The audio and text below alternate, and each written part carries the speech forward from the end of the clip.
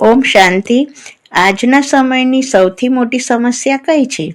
આજના સમયની સૌથી મોટી સમસ્યા જીવનમાં અકેલાપન.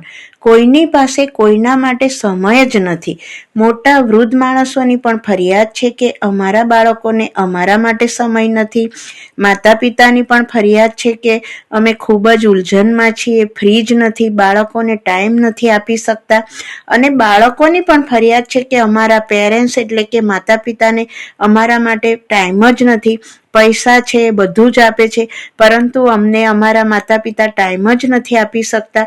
સમય કોઈની પાસે નથી. એટલા માટે ભગવાન પણ આ જ ટાઈમે આવીને કહે છે કે હું તમારો સાથી બની શકું છું, હું તમને કંપની આપી શકું છું. તો શું ભગવાનની કંપની પ્રાપ્ત કરવા માટે તમે બધા ઈચ્છો છો? દુનિયામાં તો કોઈને કોઈના માટે ટાઈમ નથી. સૌથી મોટી કલયુગની આ તો વિડંબણા છે કે કોઈને સમય જ નથી, અને સમય ક્યાં જાય છે તેની પણ ખબર પડતી નથી. એટલા માટે અકેલા પણ સૌથી મોટો અભિશાપ બની ગયો છે.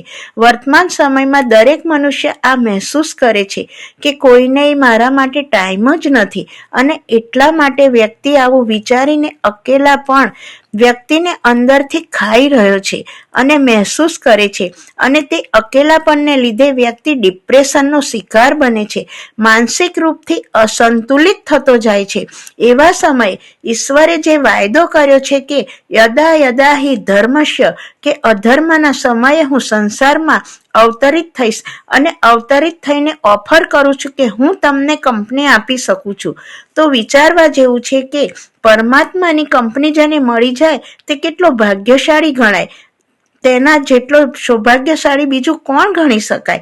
પરંતુ પરમાત્માની કંપનીનો અનુભવ કરવા માટે પણ આપણા પાસે સમય છે કે પછી આપણે પણ પોતાની ઉલઝનોમાં ઉલઝેલા છીએ?